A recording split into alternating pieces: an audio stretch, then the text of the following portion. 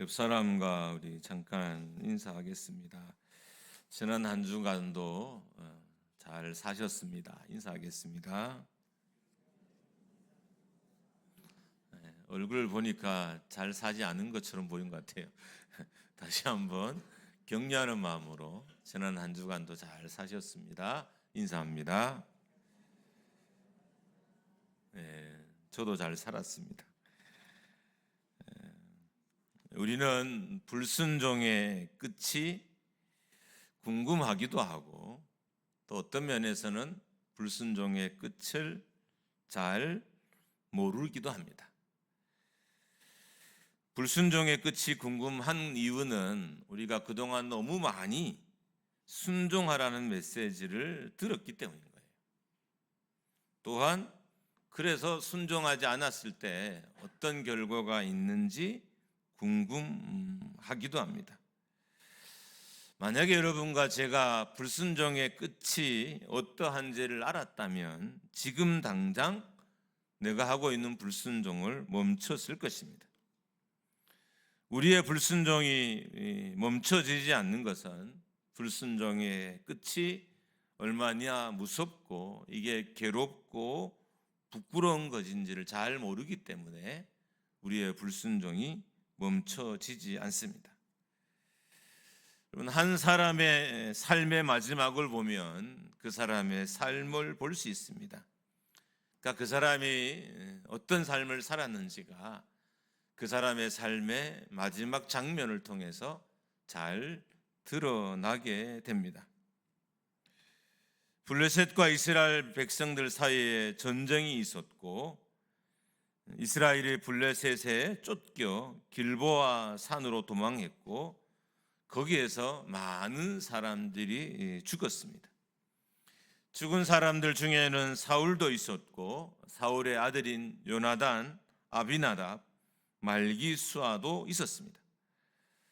오늘 본문은 단순하게 한 왕의 마지막을 기록해 놓은 듯 보이지만 그러나 사울은 이스라엘의 첫 번째 왕이었어요. 이 왕인데 불순종 왕이었어요. 그 사울의 마지막은 불순종한 삶의 끝에 어떤 것이 있는지 무엇이 있는지를 우리에게 잘 보여줍니다. 하나님이 이스라엘 백성들의 요청을 따라서 왕을 허락하셨습니다.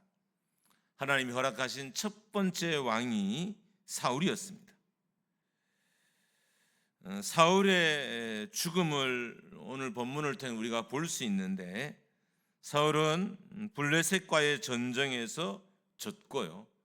블레셋의 활에 중상을 입게 되었습니다. 당연히 블레셋 군대에 잡혀서 불명예스럽게 죽는 것보다는 사울은 신하의 손에 자기 무기 가진 자의 손에 죽는 것을 더 낫다고 여겼어요. 그래서 신하에게 자기를 죽여달라고 요청합니다. 어떻든 왕의 명령이지만 왕을 죽이는 거잖아요. 이 명령에 순종할 신하가 누가 있겠어요? 신하가 순종하지 않자 사울은 칼에 엎어져 이게 죽었다고 되어 있어요. 그러니까 자결한 것으로 보여집니다. 그리고 이 장면을 보고 있던 신하도 자기 칼 위에 엎드려서 죽게 됩니다. 여러분, 죽음도 되게 불명예스럽고 되게 슬프기도 하고 많은 것을 생각하게 만들잖아요. 근데 죽음 이후에 사울의 삶은 더 충격적이었어요. 일단 블레셋 사람들이 사울의 시체에서 머리를 베고 갑옷을 다 벗겨냈습니다. 그리고 그 갑옷을 이렇게 토막 내어서 블레셋 여러 땅에 보냈어요. 보냈는데 말씀을 가만히 보면 그들의 신당에 보낸 거예요. 그들이 섬기는 신의 전에 사울의 갑옷을 이렇게 찢어서 보냈던 것입니다. 10절 전반절에 보면 그들이 섬겼던 신은 아스다롯이었고 이 아스다롯에게 사울의 갑옷을 보냈다고 되어 있습니다. 그리고 시체는 벳산 성벽에 못 박았다라고 이렇게 되어 있어요. 그러니까 죽을 때도 되게 수치스럽고 부끄러운 죽음이었지만 죽고 난 이후에도 되게 수치스럽고 부끄러웠어요. 여러분, 성경은 항상 모든 곳에 이렇게 메시지를 담고 있어요. 그러니까 성경을 읽는 사람들은 이 메시지를 잘 읽어내야 돼요. 당연히 오늘 본문도 메시지를 담고 있겠죠. 오늘 본문이 담은 메시지의 가장 핵심은 사울의 실패가 사울의 불순종 때문이었다는 거예요. 사울이 마지막에 삶은 실패하는 삶을 살았어요. 그 죽음도 실패했고 죽음 위의 모습도 완전히 실패한 인생을 대표하는 것으로 보여져요. 그런데 이렇게 사울이 실패하게 된 것은 하나님에 대한 불순종 때문이었다는 메시지를 오늘 본문이 담고 있습니다. 사울의 실패는 단순히 전쟁에 진 것만이 실패가 아니고 하나님과 관계가 깨어졌다는 더 큰 실패를 사울의 삶은 담고 있었던 거예요. 삶의 메시지에 이 담겨져 있었던 거죠. 이런 거죠. 사울은 실패한 사람이다 라는 메시지도 사울의 삶에 있지만 또 한편으로는 사울의 실패는 하나님과의 관계가 깨어졌기 때문에 사울이 하게 된 것이라는 메시지도 동시에 담고 있는 것입니다. 사울은 하나님께 불순종했기 때문에 실패한 삶을 살았어요. 죽음도 실패한 삶처럼 보이고요. 죽음 이후에 블레셋 군대에 의해서 그와 그의 자녀들의 시신이 놀림을 당하잖아요. 그 장면을 봤을 때도 동일하게 사울은 실패했다는 것입니다. 사울의 삶은 또한 하나님께 불순종한 삶이 어떠한 삶인지를 여러분과 저에게 잘 보여줍니다. 여러분은 궁금하지 않나요? 하나님을 떠난 삶의 결론, 하나님께 불순종한 삶의 결론이 어떤지 궁금하지 않으십니까? 제가 설교를 좀 이렇게 부드럽게, 소리는 크고 이렇게 하지만 내용은 되게 이렇게 부드럽게 하는 경향이 좀 많죠? 아닌가요? 아무도 답을 안 하시네. 그래서 가끔 어떤 분들은 저한테 와서 목사님 설교를 좀 세게 해주세요. 왜요? 그랬더니 그래야 제가 정신을 차려요. 그래서 오늘은 제가 좀 세게 준비하려고 했는데 설교가 셀지 잘은 모르겠어요. 왜냐하면 이게 설교가 목자의 마음에 들어가면 셀래야 세질 수는 없어요. 근데 어떻든 이 사울의 삶은 하나님께 불순종한 인생에 대한 메시지를 담고 있어요. 그래서 우리가 한번 정말 귀 기울이면서 이 말씀을 들어봐야 됩니다. 첫 번째, 하나님을 떠난 삶은 실패하게 된다는 겁니다. 여러분과 저의 인생의 실패에는 하나님에 대한 불순종이 담겨 있습니다. 이런 거죠. 불순종하지 않았다면 당연히 이겨서야 하는 전쟁임에도 불구하고 불순종이 전쟁에서 지게 한 거예요. 우리의 실패 속에는 특별히 이겨야 하는 전쟁에서 실패하는 실패에는 하나님에 대한 불순종이 담겨 있어요. 그러니까 이스라엘과 블레셋과의 전쟁에서 이스라엘이 패배를 했습니다. 여러분, 근데 과연 사람이 부족해서, 훌륭한 사람이, 위대한 사람이 부족해서 전쟁에 졌을까요? 그렇진 않아요. 사울에게는 다윗도 있었고요, 요나단도 있었고, 아들들도 있었고, 신하들도 있었어요. 그런데 블레셋과의 전쟁에서는 졌어요. 왜 졌을까요? 사울의 삶이 불순종을 기반하고 있기 때문인 거죠. 그러니까 불순종이 사울의 삶에 아예 배어 있는 거예요. 이 불순종을 기반한 사울의 삶으로 인해서 블레셋과의 전쟁에서 이스라엘이 실패하게 된 것입니다.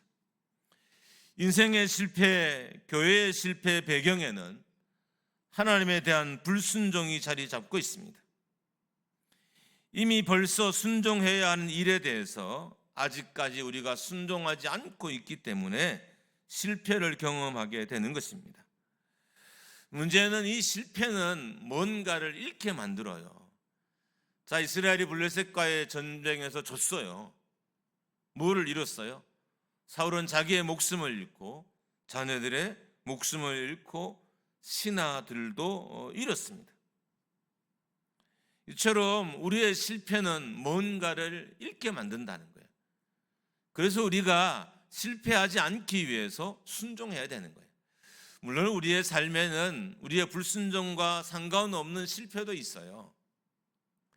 그런데 자세히 들여다보면 대부분의 실패에는 뭔가 조금씩의 불순종은 자리 잡고 있더라고요.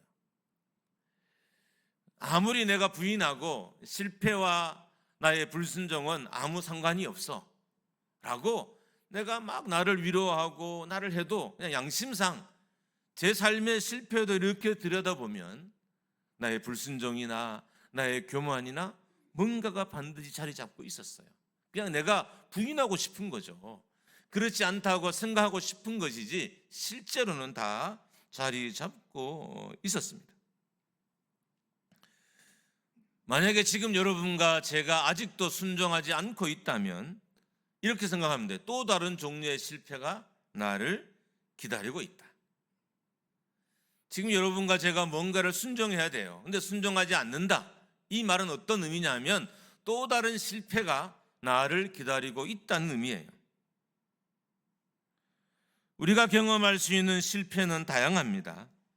전쟁에서 치는 실패가 있고 사업이 망하는 실패가 있고 관계가 깨어지는 실패가 있고 병을 얻는 실패가 있고 죽음이라는 실패도 있고 시험에 떨어지는 실패도 있고 교회가 부흥하지 않는 실패도 있고 기도가 응답되지 않는 실패도 있고 비전이 이루어지지 않는 실패도 있고 사고라는 실패도 있고 어려움이라는 실패도 있고 괴로움이라는 실패도 있습니다. 만약에 여러분과 제가 순종하지 않으면 우리가 기다리는 이런 종류의 실패를 또 직면하게 됩니다. 사울의 실패에서 봤던 것처럼 실패에는 고통과 아픔과 괴로움과 좌절이 있고 죽을 것 같은 힘듦과 슬픔이 있어요. 그래서 우리가 순종해야 되는 거예요.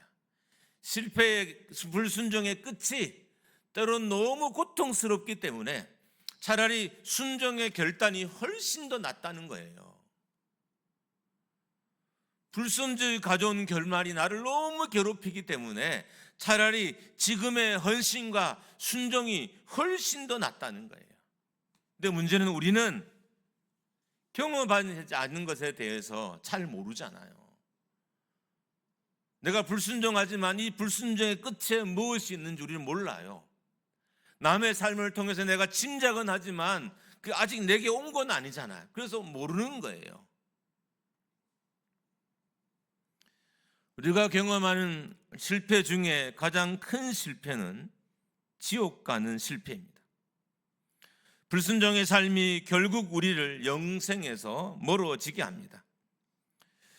불순종은 구원받지 못한 백성들의 삶입니다. 순종은 구원받은 백성의 삶이고 불순종은 구원받지 못한 백성들의 삶입니다. 불순종은 하나님을 버린 사람들의 삶입니다. 지옥 가는 백성들의 특징은 순종을 모른다는 거예요. 순종할 줄 모른다는 겁니다. 순종은 우리가 하나님의 자녀인지 마귀의 자녀인지를 가늠하는 잣대와도 같아요. 순종은 내가 하나님의 사람인지 마귀의 사람인지를 측정하는 도구와도 같아요. 그렇다면 여러분과 저는 또 다른 실패가 오기 전에 빨리 순종의 자리로 돌아가야 됩니다. 물론 이런 건 있어요. 여러분과 제가 완벽한 순종은 불가능해요. 자, 제가 하나님께 순종한다고 작정하고 뭔가 한들 여러분 제 삶에서 완벽한 게 나올 수 있겠어요? 여기서 말하는 순종은 완벽한 순종은 아니에요. 누구도 할 수 없어요. 이 순종은 오직 예수님만 하나님께 했던 순종이 완벽한 순종인 거지 여러분과 저의 순종은 이 땅에 우리가 죄를 입고 있는 동안, 육신을 입고 있는 동안은 완전한 순종은 없어요. 두 번째 불순종은 종교적인 그리고 영적인 수치심을 당하게 합니다. 오늘 본문에 보면 전쟁에서 지고 머리가 잘린 사울에게서 벗긴 사울의 갑옷을 아스다롯, 그러니까 블레셋의 신의 신전에 보내게 됩니다. 9절 말씀입니다. 9절을 같이 한번 우리 읽습니다. 시작. 사울의 머리를 베고 그의 갑옷을 벗기고 자기들의 신당과 백성에게 알리기 위하여 그것을 블레셋 사람들의 땅 사방에 보내고. 10절에 등장하는 아스다롯은 아스다롯 신전이나 신당을 의미하는 거예요. 그래서 갑옷을 아스다롯 신들에게 보냈습니다. 그러니까 전리품으로 보낸 거예요. 내가 하나님과 싸워서 이겼다 라는 것을 증명하기 위해서 그 전리품을 자기들의 신의 신당에 다 보냈던 것입니다. 사울의 갑옷을 아스다롯에게 보냈다는 것은 아스다롯이 하나님을 이겼다는, 여러분 얼마나 여러분 이게 가장 수치스러운 삶인 거예요. 내 삶이 하나님이 우상과 싸워서 졌다는 것을 증명하는 삶이라면 여러분 이보다 더 수치스러운 삶이 어디 있어요? 이보다 더 수치스러운 영적인 모습이 어디 있냐고요. 나 때문에 하나님과 우상이 싸워서 하나님이 진 것처럼 보인다면 하나님이 질 수 없죠. 근데 나의 불순종이 진 것처럼 보이게 했잖아요. 이보다 더 수치스러운 삶이 어디 있겠어요? 사울의 삶이 그랬습니다. 자료에 보면 아스다롯에 대해서 설명하기를 가나안 종교의 거짓 여신이라 이렇게 되었어요. 그런 거죠. 참신이 거짓 신에게 졌단 거예요. 그것을 사울의 삶이 불순종이 증명하게 된 거예요. 이게 사울의 수치예요. 가장 수치스러운 영적인 모습인 거죠. 하나님을 떠난 삶, 하나님께 불순종한 삶은 하나님을 부끄럽게 하고 수치스럽게 합니다. 하나님께 불순종하는 교회는 하나님을 세상 가운데 수치스럽게 만들고, 하나님께 불순종한 성도는 세상 가운데 하나님을 수치스럽게 만들어요. 사람들이 하나님에 대해서 욕하게 만들어요. 사울의 최악의 불순종이 이거였어요. 하나님은 아무 신도 아니다. 하나님은 무능력한 신이다. 자기 백성도 구원하지 못하는 신이다는 이 이상한 메시지를 세상 많은 사람들에게 알리는 삶을 사울이 살았던 거예요. 불순종에는 이런 슬픈 영적인 실패가 있습니다. 요즘 성도가 교회를 부끄럽게 하는 일이 심심찮게 일어납니다. 목사가 교회를 부끄럽게 하는 일도 빈번하죠. 근데 그 근원에 가보면 불순종이 담겨 있어요. 왜 성도 때문에 많은 교회들이 부끄러움을 당할까? 왜 목회자들 때문에 많은 교회가 부끄러움을 당할까? 그 근원을 살펴보면 그들의 삶에 하나님에 대한 불순종이 깔려 있는 거예요. 그래서 교회가 부끄러움을 당하는 거예요. 근데 성도들은 그것도 모르고 막 교회가 자기가 불순종해서 지금 세상 사람들에게 교회가 수치를 당하고 있다는 사실을 모르고 남 탓하냐고 난린 거예요.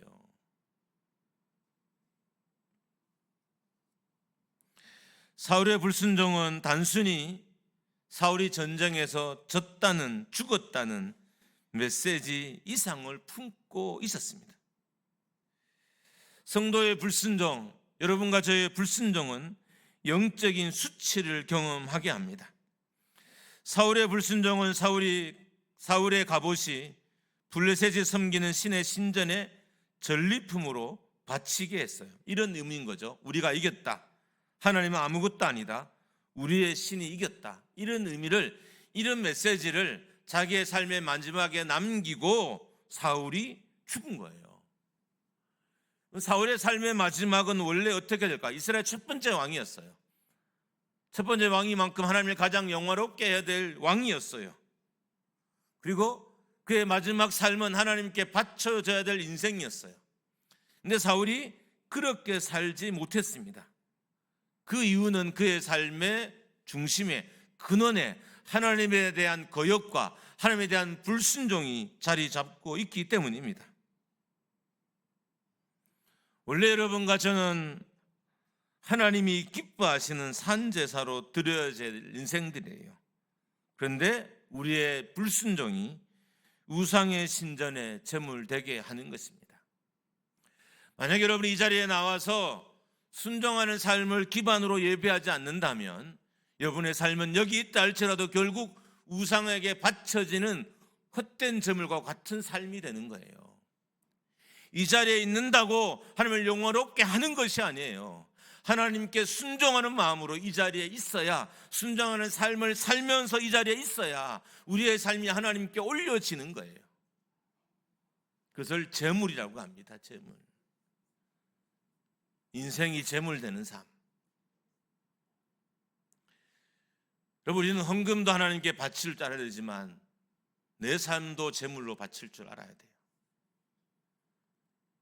저는 목장교회 성도들의 삶의 마지막이 하나님께 멋지게 바쳐지기를 주님의 이름으로 축원합니다. 할렐루야. 이 멋진 영광스러운 장례식의 장면이 이제 이 재단에서 좀 많아졌으면 좋겠어요.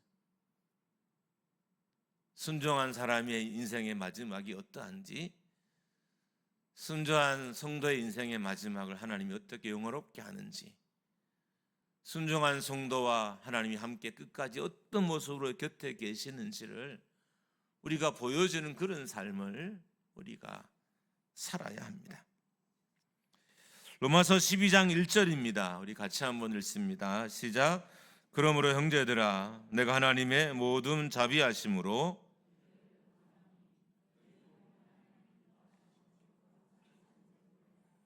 이는 너희의 드릴 영적 예배니라. 하나님께 거룩한 산 제물로 드려져야 하는 성도의 삶이 불순종으로 인해서 우상의 신전에 제물로 드려지게 되는 것입니다. 순종하는 자는 하나님께 드려지는 삶이 되고 불순종하는 자는 우상에게 드려지는 삶이 됩니다. 베드로후서 2장 8절도 한번 봅니다. 시작. 또한 부딪히는 돌과 걸려 넘어지게 하는 바위가 되었다 하였느니라. 그들이 말씀을 순종하지 아니함으로 넘어지나니 이는 그들을 이렇게 정하신 것이라. 이게 어떤 의미의 말씀이냐면 순종하지 않는 자는 예수 그리스도의 삶에도 걸려 넘어진다는 의미예요.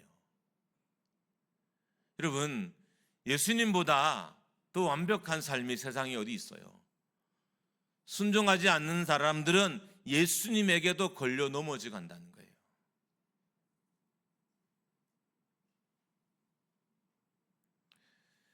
불순종이 우리를 복음 앞에서도 넘어지게 하고요, 불순종이 우리를 교회 앞에서도 넘어지게 하고요, 예배 중에도 넘어지게 하고요, 기도 중에도 넘어지게 해요. 영적 실패의 중심에는 불순종이 자리 잡고 있습니다.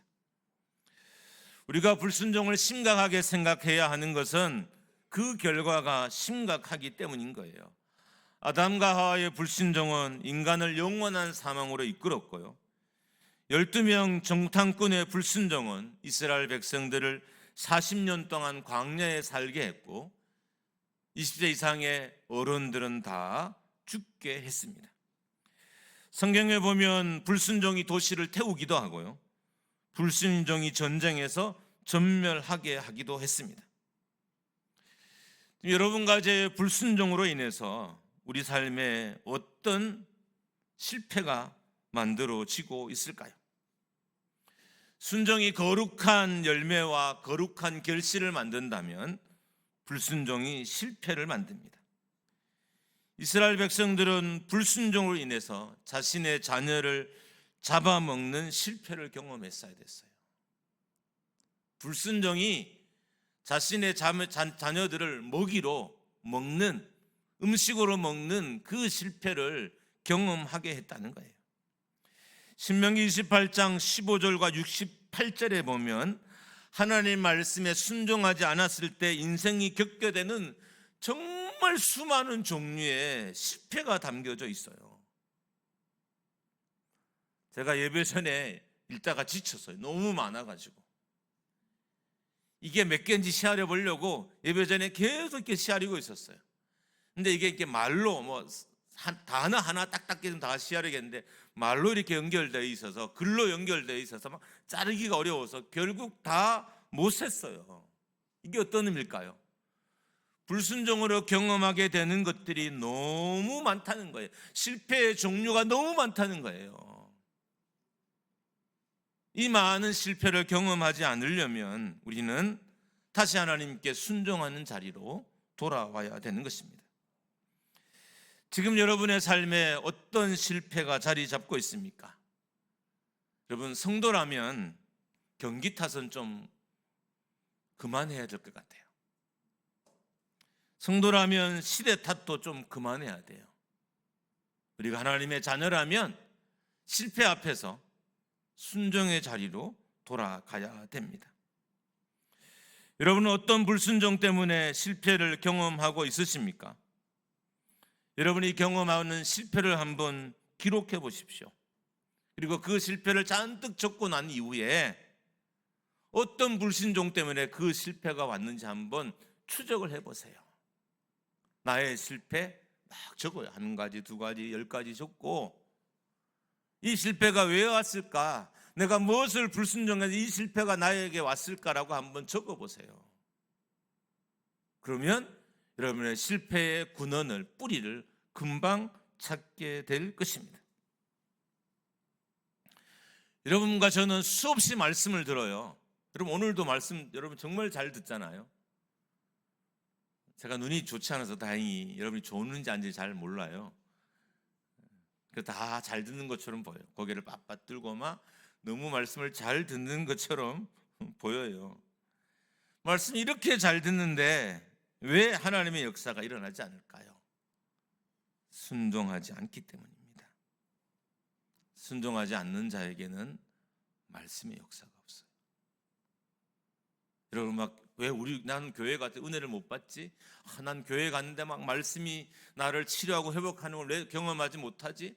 나는 막 10년 20년 교회 다녔는데 왜 말씀을 통해서 아무런 변화가 없지? 저분은 왜 말씀이 좋다고 하고 막 하는데 나는 왜 아무런 변화가 없지? 그 근원을 추적해 가면 그 근원에는 하나님에 대한 불순종이 잡혀 있다는 거예요. 불순종이 말씀의 역사를 막은 겁니다. 여러분의 삶에 말씀이 없는 것이 아니었어요. 불순종이 말씀을 막은 거예요. 순종하는데 시간이 걸리지 응답하는 데 별로 시간이 걸리지 않습니다. 여러분과 제가 하나님께 순종하는 데는 정말 많은 시간이 걸려요. 어떤 분은 평생을 통해서 하나를 순종하지 못한 분도 있어요. 근데 하나님의 응답은 순식간이에요. 내가 순종하는 순간 바로 응답이 올 수도 있어요. 순종의 시간이 걸리는 것이지 응답에는 시간이 걸리지 않는다는 거예요. 여러분은 오랫동안 순종하지 못한 뭔가가 여러분의 삶을 자리 잡고 있지는 않습니까? 여러분 응답을 원하신다면, 말씀의 역사를 기대한다면 속히 순종의 자리로 돌아가십시오. 순종의 자리에 진정한 말씀을 만나게 되고요, 순종의 자리에서 능력의 말씀을 만나게 됩니다. 순종의 자리에서 응답이 열리게 되고, 여러분 순종의 자리로 돌아가십시오. 저는 잘 모르지만 여러분은 아실 거예요. 제발 이제는 그 깨달음 앞에서 여러분의 마음을 다시 닫지 마세요. 성들과 대화하다 보면 깨달으셨나? 라는 마음이 들 때가 있어요. 근데 곧 문을 닫으시더라고요. 우리 권사님이 깨달았을까? 내 마음에 깨달으셨나 보다. 다음 주가 되면 원상복귀. 우리 집사님이 깨달았나? 이제는 좀 나아질까 하는데 다음 주면 원상 복귀예요. 여러분 정말 부탁드립니다. 순종의 문을 닫지 마십시오. 순종의 자리로 돌아가 하나님의 말씀에 순종하는 여러분과 저가 되기를 주님의 이름으로 축복합니다. 함께 우리